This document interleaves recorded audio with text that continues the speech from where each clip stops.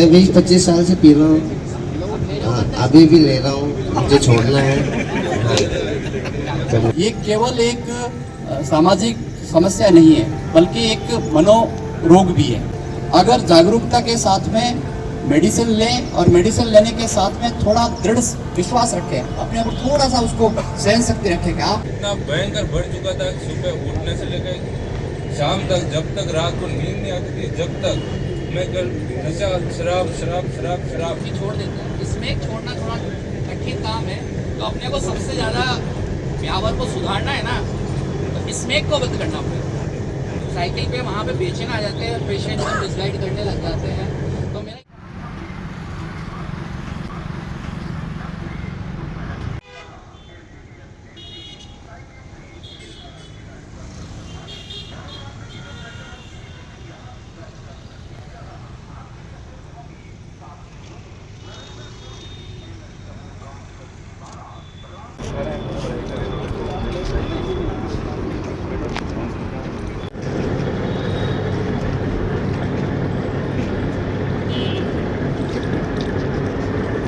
आज जिला प्रशासन और जिला पुलिस ब्यावर तथा लायंस क्लब ब्यावर यूनिट के सौजन्य से एक निःशुल्क नशा मुक्ति परामर्श शिविर का आयोजन किया जा रहा है।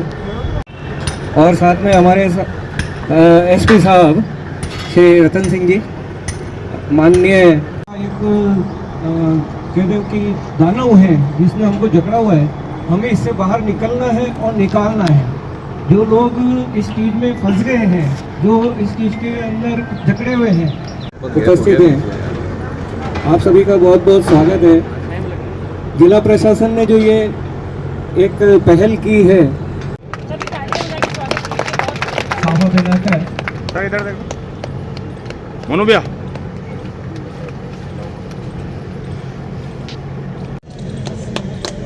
ज्योति जी आप साफा पहनाकर डॉक्टर साहिबा का स्वागत करें।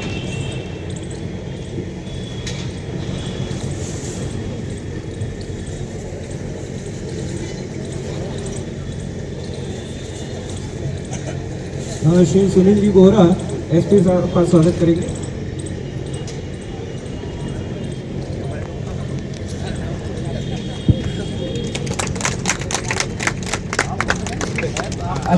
अध्यक्ष नवनीत जी, मैं अनुरोध करूंगा आपसे कि आप आला पहना कर डॉक्टर श्री दिनेश जी जिन साहब को स्वागत करें।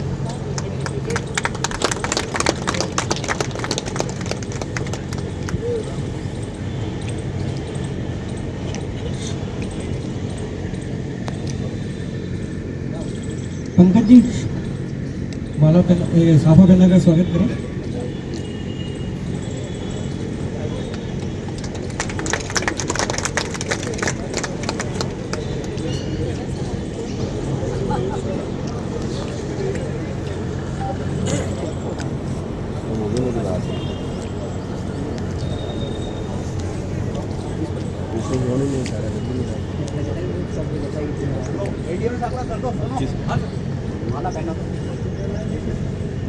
दीपक जी काकानी कृपया आगे आए और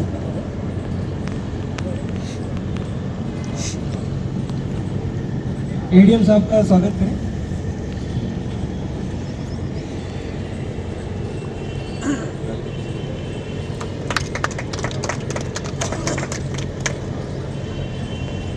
मैं सूर्य प्रकाश जी शर्मा से अनुरोध करूंगा कि एडिशनल एसपी साहब का स्वागत करें।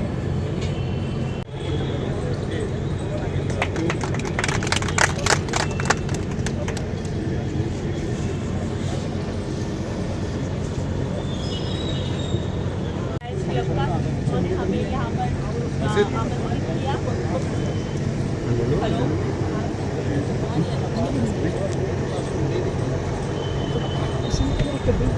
उन्होंने आमंत्रित किया। सबसे इम्पोर्टेंट बात ये है कि पुलिस और बाकी प्रशासन को हमेशा से यही लगता रहा है कि नशा एक सामाजिक बुराई है। बिल्कुल नशा एक सामाजिक बुराई है, बट पहली बार जो इन्होंने पहल की है कि नशा सिर्फ सामाजिक बुराई नहीं बल्कि मानसिक रोग भी है और उसका ट्रीटमेंट बहुत जरूरी है। तो थैंक यू सो मच, आपने इस दिशा में सोचा। मैं मेरी टीम से कुछ लोगों को बुलाऊंगी जो कि इस बारे में बताएंगे अपने नशा मुक्ति के सफर के बारे में।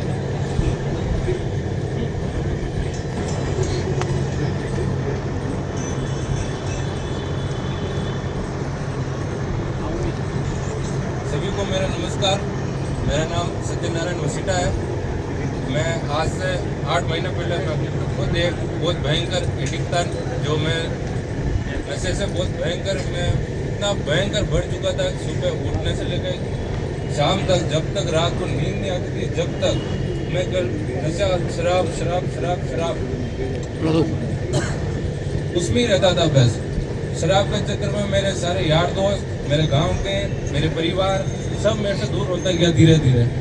फिर मेरे परिवार वालों ने जब पता लगाया भीलवाड़ा में, तो नई दिशा सेवा संस्थान में मेरे को वहाँ एडमिट कराया। वहाँ से मेरा ट्रीटमेंट चला, वहाँ से मेरे में बहुत सुधार आया है और आज मेरे को 8 महीने हो गए नशे से दूर हूँ। और जो मेरे परिवार वालों ने मेरे से जो भरोसा उठ चुका था, आज मेरे परिवार वाले सारे मेरे ऊपर अच्छे से भरोसा कर रहे हैं। और इस संस्था में जुड़कर मैं अपना सहयोग कर रहा हूँ। यहाँ के अभी मैंने भी प्रचार किया है, बहुत अच्छा लगा। और मेरा एक ही मैसेज है, मेरे जैसे जितने भी भाई हैं जो नशे से अभी तक इसमें घिरे हुए हैं, तो भाइयों आपसे यही हाथ जोड़कर निवेदन है कि अगर मैं सुधर सकता हूँ तो आप भी सुधर सकते हो, आप भी इस चीज़ से दूर हो सकते हो। तो अपना घर परिवार लेके आगे चलो और इस बीमारी से दूर रहो। धन्यवाद। Thank you sir. मैं तो ज़्यादा अपने ब्यावर में जो सबसे ज़्यादा इस समय मैं 14 साल से यहाँ प्रैक्टिस कर रहा हूँ, प्राइवेट भी करी है, सरकारी भी नौकरी करी है मैंने सबसे ज़्यादा अभी प्रॉब्लम जो देखी है यहाँ पे एक स्मैक की देखी है। ठीक है, मेरे पास भी रोज के अभी पेशेंट ज़्यादा आ रहे हैं स्मैक के। हाँ पीछे सर आप से बढ़ गए हैं मेरे पेशेंट। मेरे को पता लग रहा था ना कि आज इतनी मिलना बंद हो गई है तो पेशेंट बढ़ जाते हैं, मिलना चालू होते हैं, पेशेंट कम हो जाते हैं। और ये ऐसा भी होता है कि जो स्मैक बेचने वाले मेरे क्लिनिक के आसपास तक आ जाते हैं साइकिल पे वहाँ पे बेचने आ जाते हैं, पेशेंट को मिसगाइड करने लग जाते हैं।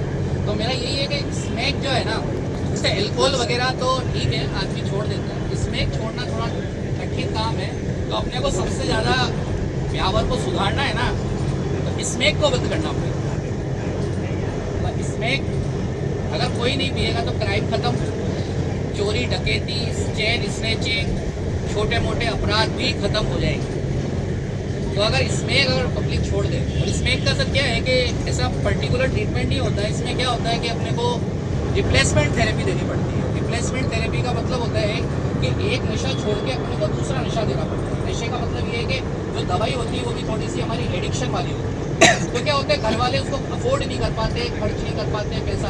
अब हमारे पास एक टैबलेट आती है ब्यूप्रेनॉर्फिन, मेरे पास पेशेंट खूब लेने आते हैं, वो ब्यूप्रेनॉर्फिन दे दो मैडम के भी वहाँ पे मिलती है नशा मुक्ति केंद्र में। तो अब उसमें क्या लफड़ा होता है कि वो थोड़ी एडिक्शन वाली होती है। तो वो एडिक्शन वाली होती है तो उसको क्या करते हैं लोग, 1 से 2, 2 से 3, 3 से 4, 4 से 5 खाने लग जाते हैं। उसकी मात्रा को बढ़ा देते हैं, उसको भी नशे के रूप में लग जाते हैं। टर्पेंटाडोल हो गई, ट्रामाडोल हो गई, इसकी जितनी भी दवाएं आती है वो थोड़ी सी एडिक्शन वाली होती है। क्योंकि एकदम तो अपन पूरा उसको छुड़ाएंगे तो वो बिल्कुल ना कमा पाएगा ना घर से बाहर निकल पाएगा। तो वो मैं चाहता हूँ कि वो टेबलेट जो है अपने गवर्नमेंट हॉस्पिटल में मिले, और जितने भी यहाँ नेता लोग हैं या जो भी है, अगर उस टेबलेट को अवेलेबल करा दे तो मैं ये तो नहीं कहता 100% खत्म हो जाएगा स्मैक, पर हाँ 90% खत्म हो जाएगा। क्योंकि जितने भी स्मैक लेने वाले हैं वो 90% बहुत ही गरीब है, वो नहीं खरीद सकते। वो आते हैं मेरे पास, सर एक टेबलेट दे दो, 40 रुपये दे दो, 2 ट्रामाडोल दिला दो, मुझे 20 रुपये दे दो। सर मेरी जेब में 20 रुपये है, मना करेंगे तो हाथापाई भी उधर आ सकते हैं, है ना। क्योंकि उसको उस दिन स्मैक का नशा नहीं मिल रहा है, तो वो जा रहा है कि आज अपन ट्रीटमेंट ले लेते हैं, कल अपन वापस स्मैक ले लेते हैं। टैबलेट की सर कॉस्ट पड़ जाती है कि अलग अलग स्ट्रेंथ में आती है, 400 रुपये से लेके, हाँ नहीं स्ट्रिप आ जाती है 10 टैबलेट की, 10 की स्ट्रिप 40 की देना, एक स्ट्रिप दो ना।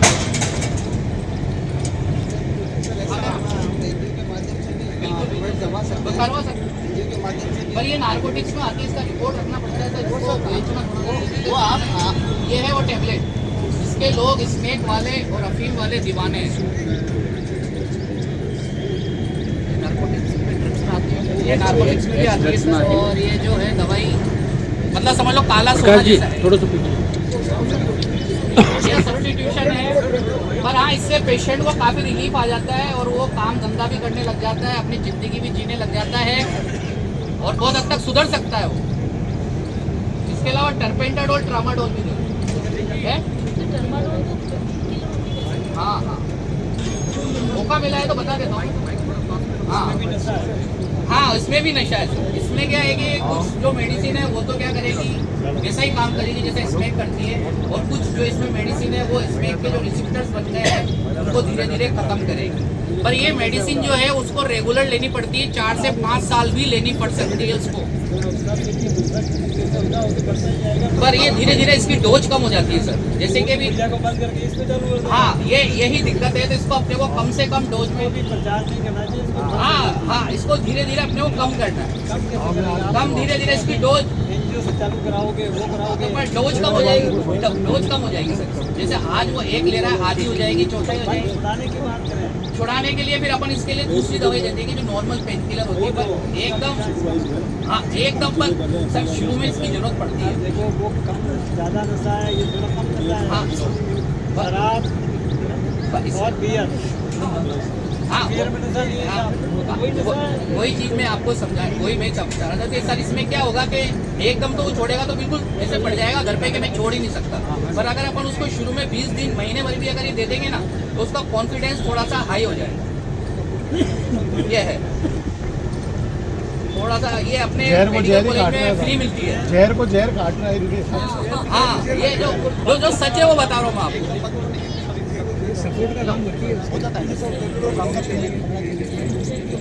हाँ, और बाकी ये ट्रामाडोल है, इसका भी एडिक्शन हो जाता है। ये गवर्नमेंट हॉस्पिटल में सप्लाई में फ्री मिलती है। और ये टर्पेंटाडोल है, इनका भी जो सर कह रहे हैं बिल्कुल सही है कि इसका भी एडिक्शन हो जाता है, पर वो अपने को धीरे धीरे धीरे धीरे धीरे धीरे धीरे धीरे कम करना पड़ेगा। इच्छा लेने की उसको थोड़ा ठीक करना अपने को कठिन पड़ता है। तो इसमें इच्छा तो है, पर जो स्मेक पीता है ना, उसको फिजिकल सिम्टम बहुत ज़्यादा होते हैं। जैसे उसको दस्तें लगती है, उसको हाथ पैर दर्द होते हैं। शंकर सिंह जी रावत, आज इस नशा मुक्ति और परामर्श का जो शिविर है, ये पुलिस प्रशासन और लायंस क्लब यूनिक के सौजन्य से यहाँ आयोजित किया है। एडिक्ट है वो लोग भी आए, और जिनके बच्चे किसी कारण से इसमें नशे में लग गए, वो आए, खुल करके अपनी समस्या बताएं, परामर्श लें। जैसा कि डॉक्टर नसीम जहां ने कहा कि ये केवल एक सामाजिक समस्या नहीं है, बल्कि एक मनोरोग भी है। तो इसको अगर जागरूकता के साथ में मेडिसिन लें, और मेडिसिन लेने के साथ में थोड़ा दृढ़ विश्वास रखें, अपने ऊपर थोड़ा सा उसको सहन शक्ति रखें कि आप ये तो फील नहीं कर सकते शुरू में कि भी बिल्कुल मैं कुछ भी नहीं लूँगा तो एकदम ठीक हो जाऊँगा। थोड़ी दवाई लें, थोड़ा सा तकलीफ सहन करें, थोड़ा बहुत जो है कुछ योग प्राणायाम करें, तो निश्चित रूप से डी एडिक्शन कंप्लीट हो सकता है। हमने अफीम के नशे के सैकड़ों लोगों को नशा मुक्ति केवल 7 दिन के शिविर में कराई हुई है, और उसमें भी मेडिसिन के नाम पे अधिकांश को प्लेसिबो मेडिसिन वो दी और उसको करवाया, उनको शिविर लगा करके योग कराया, प्राणायाम कराया, उनको अलग रखा, एक आइसोलेटेड कैंप करके करवाया। तो अगर आप रेगुलर ध्यान देंगे, उनको थोड़ा सा मोटिवेशन देंगे कि हाँ यस आप कर सकते हैं, तो धीरे धीरे डोज कम करके और आप बिल्कुल इससे परमानेंट मुक्ति पा सकते हैं। तो इसमें का नशा जो है, जैसे कि ये पूरा का पूरा समाज को, युवा पीढ़ी को बर्बाद करने वाला है, तो मेरा आग्रह यही है कि जिस तरह से ये पहल लायंस क्लब यूनिक ने की है, सभी जो समाज से जुड़े हुए लोग हैं, जो समाज के लिए कुछ करना चाहते हैं, वो लोग इस दिशा के अंदर इसको, इस मिशन को, इस अभियान को आगे बढ़ाएं। पुलिस का, प्रशासन का इसमें पूरा सहयोग करें, ताकि आप और हम सभी मिल करके इस बुराई को दूर करने में और युवा पीढ़ी को बचाने में अपना पूरा योगदान कर सकें। पुनः डॉक्टर साहिबान यहाँ पधारे, और आपको परामर्श मिलेगा, आपको सही दिशा मिलेगी, गाइड मिलेगा और मेडिसिन मिलेगी, जिससे कि ये जो नशे के चक्कर में जो भी लोग हैं, ये इससे छूट पाएंगे। धन्यवाद। जय हिंद। आज ब्यावर शहर में नशा मुक्ति अभियान के तहत नई दिशाएं द्वारा ये कैंप लगाया गया है और सामान्य एसपी साहब, एडिशनल साहब, हमारे एडीएम साहब, दिनेश जी और सभी कर्मचारी अधिकारीगण, ठीक है चल जाएगा।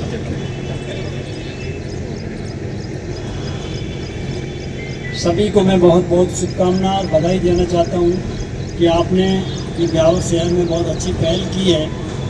इसमें ब्यावर शहर से पधारे हुए सभी गणमान्य व्यक्तिगण, माताएं, बहनें और नशा मुक्ति के इस अभियान में भाग लेने वाले सभी भाई बहनों, आज नशा के बारे में जो कुछ बताया गया है अभी आपको, उससे काफ़ी ज्ञान आपको मिला होगा।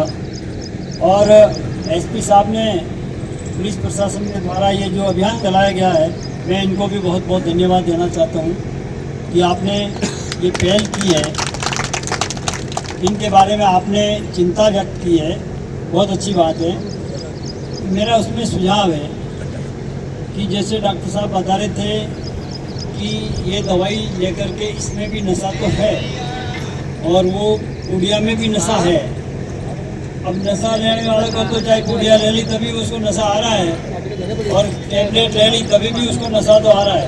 आप कह रहे हैं उसको छूटेगा, उसकी बजाय उसको पूरा छुड़ाना चाहिए। छोड़ने वाला दिल से जब छोड़ेगा तो निश्चित उसको वही प्रेरणा लेनी चाहिए, बजाय कि ये तो एक वो हो गया कि जैसे शराब पीने वाला है, वो शराब पीता है और शराब वाले को कह दो आप शराब बिल्कुल बंद करो, आप इसके एवज में बियर पी। तो क्या बियर में नशा नहीं है क्या? उसमें हल्का नशा, शराब में ज़्यादा नशा, यही है ना? पीने वाले बता सकते हैं, हालांकि मैंने तो यही सुना अभी तक। तो उसमें अपने को बजाय उस बियर का रास्ता बताने के अपने को बिल्कुल बंद करनी चाहिए कि शराब कैसे मुक्त हो, उस रूप में अपने को ध्यान देना चाहिए। मेरा भी उसमें जितना आप सहयोग लेंगे मैं आपको सहयोग दूंगा। दूसरा, मैं निवेदन यह करना चाहता हूँ, आज ब्यावर शहर में मैंने राजस्थान में कोई ऐसा शहर नहीं देखा जैसा होर्डिंग यहाँ लग रहे हैं और ब्यावर के अंदर इसमें कुड़ियाँ बंद करवाएंगे, होर्डिंग लग रहे हैं मुख्यमंत्री जी, माननीय मुख्यमंत्री जी का, प्रधानमंत्री जी का और सबका फोटो लगा करके। इस सरकार का बदनाम करने का काम तो मत करो यार। आप खुद नशा करते हो, आपने खुद नशा छोड़ा ही नहीं है और आप दूसरों को उपदेश दे रहे हैं।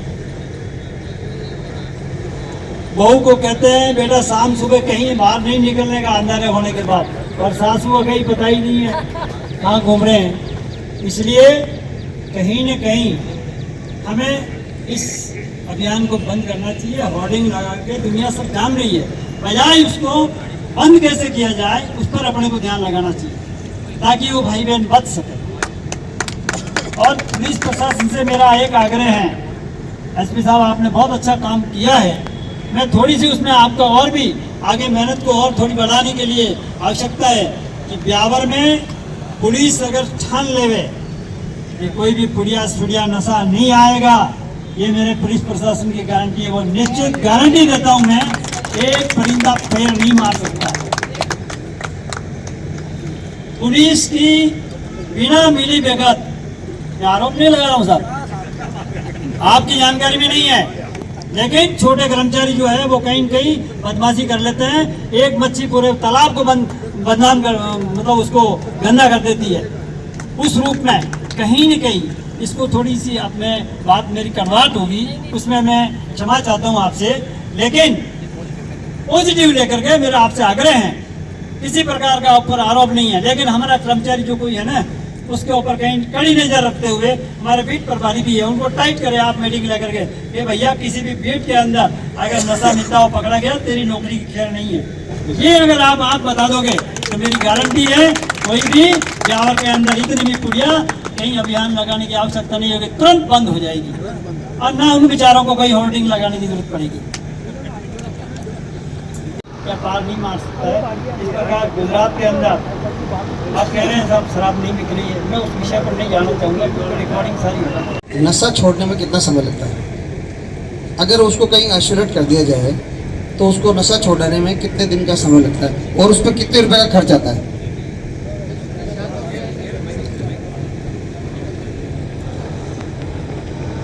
एक्चुअली डिपेंड करता है कि वो कौन से टाइप का नशा करता है, कितने टाइम से कर रहा है। ऐसा नहीं है कि वो 5 दिन से कोई नशा करने लग गया और मैं उसको बोल दूँगी कि नशेड़ी या एडिक्टेड की श्रेणी में आते हैं। एक क्राइटेरिया होता है कि कोई भी नशा 6 मंथ तक अगर प्रॉपर करे, साइकोलॉजिकल यानी कि मानसिक रूप से और शारीरिक रूप से उस पर डिपेंड हो जाए, तो जब वो एडिक्शन के क्राइटेरिया में आ जाए तो फिर हम बोलेंगे कि ये इस पर डिपेंडेंट हो चुका। दूसरा आपने पूछा कि कितने पैसे लगते हैं या कितनी रिक्वायरमेंट होगी, तो वो भी डिपेंड करेगा कि जैसे कोई स्मेक का 1 या 2 पाउच लेता है ना, और कोई 10 या 12 पाउच लेता है, तो उस पर डिपेंड करेगा कि मेडिसिन का cost according to dose of the drugs, यानी कि कितना नशा कितनी मात्रा में ले रहा है उसके हिसाब से लेगा। देन अगर काफ़ी लंबा टाइम हो गया है तो गवर्नमेंट के भी कुछ रिहैब सेंटर होते हैं, कुछ प्राइवेट रिहैब सेंटर भी होते हैं, जहाँ पर साइकोलॉजिकल थेरेपी के माध्यम से, जिसको मोटिवेशन एनहांसमेंट थेरेपी बोलते हैं, तो 6 मंथ का मिनिमम क्राइटेरिया उसमें होता है कि अगर कोई लंबे टाइम तक नशा कर रहा है तो साइकोलॉजिकल चेंजेस आने में, ब्रेन की रिवायरिंग होने में 6 मंथ मिनिमम लग जाते हैं।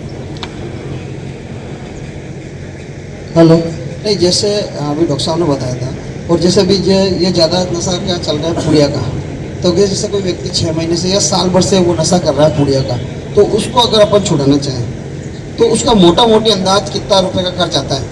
क्योंकि हो सकता है कोई उसके परिजन अफोर्ड नहीं कर पा रहे हो, और अगर कोई एक जो उसको छुड़ाना चाहे तो उसको वहाँ आपके सेंटर पे, जैसे 1 साल से वो साल भर से एडिट है और अब वो उसके परिजन परेशान है, तो उसको वहाँ छुड़ाना चाहे आपके यहाँ सेंटर पे भेजे या कहीं पे भी वो उसका छुड़ाना चाहे, तो उसका मोटा मोटी खर्च कितना आएगा ये? सर गवर्नमेंट की जो रिहैब सेंटर है वो तो कम्प्लीटली फ्री है। बाकी मेरा जो पैसा है वो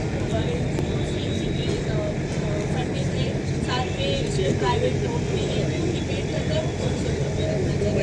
डिपेंड सबसे मिनिमम जो मेरा मोड है वो 6,000 पर महीने का है, सिर्फ 6,000 पर मंथ। अब 6,000 पर मंथ में अगर आप ये सोचो कोई एक गुड़िया नशा करता है तो एक गुड़िया 300 या 400 रुपये की आती है पर डे, ये मिनिमम में बता रहे हैं, तो उसका खर्चा तो उसमें से कम ही है। आपस में जैसे मैडम का तो नशा मुक्ति केंद्र है, अपन OPD बेसिस पे भी दे देते हैं ट्रीटमेंट, तो OPD बेसिस पे इतना तो कोई ज़्यादा खर्चा नहीं है। इसमें से जैसे ट्रामा छोड़ कैसे सकते हैं? छोड़ कैसे? हाँ, दवाई लेने के बाद भी छूट जाता है सर, वैसे कंट्रोल करें तो। छूटने को तो सर मैंने अभी 8-10 दिन दवाई ली थी, छूट गई थी मेरी, 8-10 दिन में छूट गई थी। नहीं, फिर जरूरत नहीं पड़ी।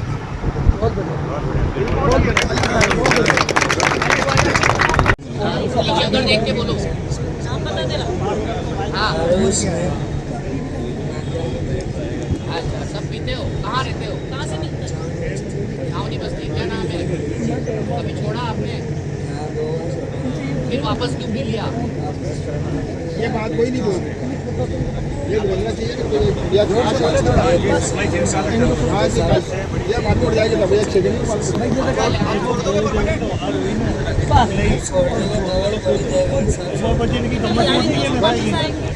मना करना सीखो, पानी पूछ रही है, मना कर दो नहीं पिएगी।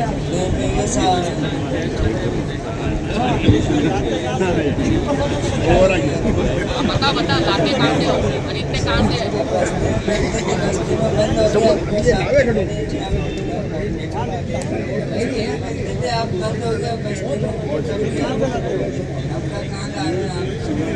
अभी नहीं मिल रहा है?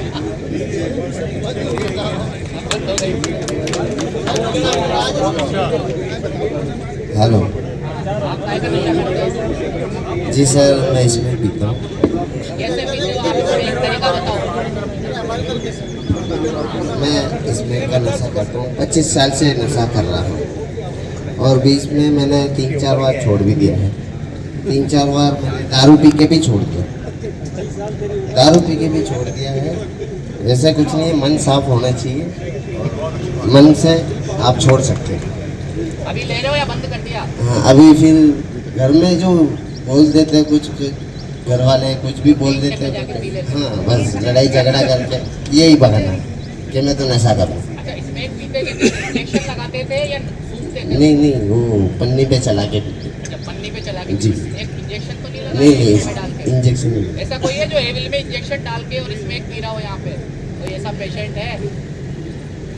एविल इंजेक्शन में इसमें अरे ये मिलती कहाँ पे है? एविल लगाई क्या किसी ने? पूछने दो उनको।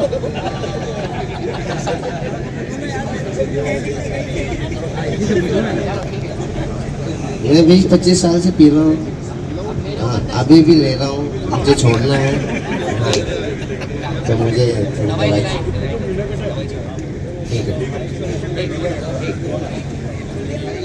एमएलए साहब, शंकर सिंह जी राव साहब, आदरणीय एसपी साहब, एएसपी साहब, सभी डॉक्टर साहिबान और पधारे हुए नागरिक बंधु, नशा जैसे मैडम ने कहा, नसीम जहां जी का मैं भिलवाड़ा था तब भी इससे मिला हूँ। इनका बहुत हॉस्पिटल में अच्छा कार्य है, वहाँ भी देखा यहाँ भी देखा और हम प्रैक्टिकली फील्ड में भी देखते हैं। नशा शुरू में डॉक्टर साहब ने जो बहुत अच्छा बताया, मानसिक बीमारी है। शुरू में शौक में लेते हैं, कोई आप कई बार तो ये बच्चे कहते हैं ये बियर नहीं पीता, ये वाइन नहीं पीता, तुम कैसे सोसाइटी में करोगे, तुम बैकवर्ड कहलाओगे, इस तरीके की अनेक चीज़ें हैं। तो वो एक अपने ग्रुप में ले आना चाहिए। हर आदमी अपना ग्रुप बढ़ाना चाहता है, तो इसी तरह नशेबाज भी अपना ग्रुप बढ़ाना चाहते हैं। उनसे कोई छोड़ कर जाना चाहता है तो उसको छोड़ कर जाने नहीं देते इजीली। और एक बार पकड़ में गया तो वही जब तक दृढ़ रूप से मानसिक रूप से दृढ़ नहीं होगा तब तक वो उसको कंपनी में जाने की लगातार ट्राई करते रहते हैं। तो उससे ये मानसिक बीमारी है। और ये जैसे बता रहे हैं कि आदमी को खुश रहना चाहिए, एसपी साहब ने कहा योगा वगैरह कहीं अन्य जो, जब तक आप सामाजिक कल्याण या वेलफेयर की गतिविधियों में नहीं लगोगे, यहाँ अपना परिवार के साथ अच्छे से समय नहीं बिताओगे। तो ये कह रहे हैं कोई लड़ाई हो गई, पीने वाले को तो बहाना चाहिए, भाई टेंशन में पी रहा हूँ, कहीं कोई होते हैं सुनते हैं खुशी में पी रहे हैं, तो पीने का तो बहाना है। लास्ट में जो नशे दो तरह के होते हैं, एल्कोहलिक नशे तो आप इजीली छोड़ सकते हो, लेकिन जो ड्रग्स होते हैं, जो ब्लड रिलेटेड ड्रग्स होते हैं, 90 डेज तो अपने आरबीसी को नया बनने में लग जाता है। जब तक वो खून में रहेगी तो 90 डेज तक तो आप उसको कवर भी नहीं कर सकते हो। और ये डिप्रेशन कई चीज़ें होती है जो आदमी को अकेले दुनिया में अलग से, जो यहाँ लिखा हुआ सिजोफ्रेनिया, उस आदमी को एक कल्पना की दुनिया लगती है। वो लगता है उसको आनंद में मैं स्वर्ग में हूँ, बस वो पड़ा रहता है। जैसे आप कहीं सुनते हो, कहीं पुष्कर में अंग्रेज पड़े रहते हैं जो अखबारों में सुनते हैं, वो नशा करके उसको एक अलग से अपने को जो सिजोफ्रेनिया में चला जाता है, उसकी काल्पनिक दुनिया हो जाती है। मैं शहंशाह हूँ, मैं राजा हूँ, मेरे सामने कोई नहीं है। ये प्रैक्टिकली समस्या आती है, नशा के आदी हो जाते हैं, घर से पैसे चुराना शुरू करते हैं। लास्ट में जब इस नशे का आदी को कुछ भी नहीं मिलता है तो उसको नशा हासिल करने के लिए वो कुछ भी कर सकता है, चाहे परिवार वाले हो, आप हो, मैं हूँ या कोई भी हो। तो ये अपराधों की जड़ भी है और हमने हमारे समाज को नशा खोखला भी कर रहा है। विशेष रूप से जो युवा पीढ़ी है, और भारत युवाओं का सबसे बड़ा देश है, जिसमें हम पिक्चरों में देखते हैं उड़ता पंजाब से लेकर कहानी स्टार्ट हुई है। तो ये आसपास फैलनी है, सामाजिक रूप से जागरूक करता है। साथ ही हमारे को जो इस दिशा में जो ये नए बच्चे हैं, नए आदमी जो भी है, मिल करके छोड़ने के लिए आगे आ रहे हैं, इनको मानसिक रूप से सपोर्ट भी करना है। हमें इनको एक सामाजिक रूप से सम्मान के नज़रिए से भी देखना, ताकि इनको इन्फीरियरिटी फील नहीं हो और समाज की मुख्य धारा में आकर अपना योगदान दे सकें। और यूनिक लायंस क्लब ने आज जो अच्छा आयोजन किया, एसपी साहब और एमएलए साहब के बहुत लगातार प्रयास हो रहे हैं इस माध्यम से। हमारे एसपी साहब बहुत ही क्रियाशील रहते हैं, हमेशा आइडियाज़ देते हैं, ये करते हैं ये करते हैं। तो आप लोग सभी पधारें, आपका और बोलने के लिए मौका लिया, इसके बहुत बहुत धन्यवाद। Thank you. विधायक महोदय, आदरणीय पुलिस अधीक्षक महोदय, साथ ही अधिकारीगण, एडीएम साहब बाहर से पधारे और मेरे साथी, सबसे अच्छा हर्ष का विषय तो ये है कि कुछ मुहिम स्टार्ट तो हुई, जिसके बारे में चिंतन हमारे जनप्रतिनिधि करते आए। विगत 1.5 साल से मैं यहाँ पे हूँ। हर बार जब मिलते हैं तो एक ही चीज़ का जिक्र रहता है कि साहब इसमें का कुछ करो। इसमें का कुछ करो। तो ये बहुत बड़ी बात है, साहब ने ज्वाइन किया, सब लोगों ने, कि इसमें कुछ प्लानिंग करते हैं, कुछ नया करते हैं। तो ये दूसरा शिविर है, पहले विजयनगर में था, आज दूसरा है और धीरे धीरे हम सबको कवर करेंगे। तो एक मुहिम स्टार्ट हुई है तो इसको अंजाम तक भी हम पहुंचाएंगे।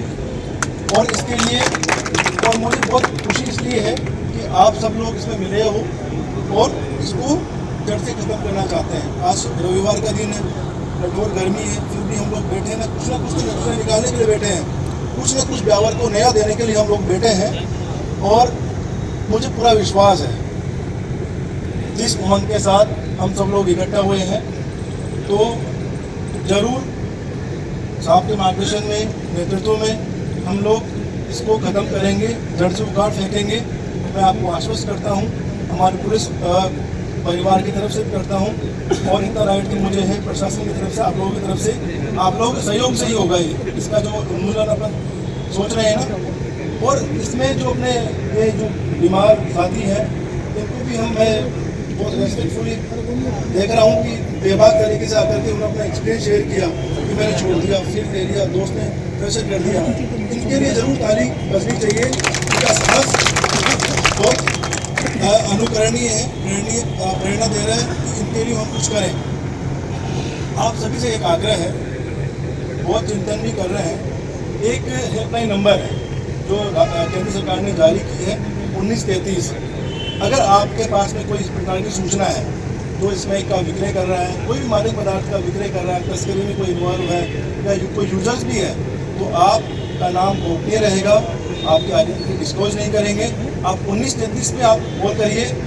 और कई बार ये होता है कि पुलिस प्रशासन सुनता नहीं है या कुछ नहीं होता है, वो सीधी जो आपकी सूचना है वो हमारे कंट्रोल रूम में जाती है, कंट्रोल रूम के माध्यम से ही हमारे पास आती है, तो हम उसको डिनाई भी नहीं कर सकते कि ये फेक है, फ्रिवलस है, इस प्रकार का भी नहीं है। और कुछ 1933 हेल्पलाइन की ट्रिप की वजह से हमने कम से कम 10 प्रकरण दर्ज किए हैं पूरे ब्यावर जिले में। मैं आपको बताना चाहूँगा, अभी मार्च तक जो हमने कार्रवाई की है 34 प्रकरण हमने दर्ज किए हैं और विगत साल हमने 89 प्रकरण हमने दर्ज किए थे, जिसमें 4000 क्विंटल, तो पिछले साल हमने जो अफीम के ये NDPS के जो सब्सटेंस थे उनको हमने जब्त किया, 32 फोर व्हीलर जब्त किए और 57 के आसपास हमने अपराधियों को चिन्हित करके उसको गिरफ्तार किया। इसी प्रकार से अब की बार भी हमने 34 रिकॉर्ड प्रकरण हमने दर्ज किए हैं और लगातार उसमें पुरुष भी है, महिलाएं भी है, बेचने वाला भी है, यूजर्स भी है, खेती करने वाला भी है। पूरी कड़ी को कड़ी जोड़ करके हम उस पर काम कर रहे हैं। हो सकता है शुरुआत की है, टाइम लगेगा, लेकिन बिल्कुल मैं श्योर हूँ कि जिस गहनता से, जिस दृढ़ता के साथ हम लोग स्ट्राइव कर रहे हैं इस बुराई पे, तो डेफिनेटली इसमें विजय प्राप्त करेंगे। और पुनः आप सभी लोगों को धन्यवाद, स्पेशली लायंस क्लब यूनिक का धन्यवाद कि कॉन्स्टेंटली वो इस काम में, पुनित कार्य में लगे रहते हैं। और जैसा हम देख रहे हैं नई दिशाएं, तो ये नई दिशाएं हम सब ब्यावर वालों के लिए है और नई दिशा की तरफ अपन बढ़ चुके हैं और इसमें जल्दी हम कामयाब होंगे। जय हिंद, जय भारत, थैंक यू।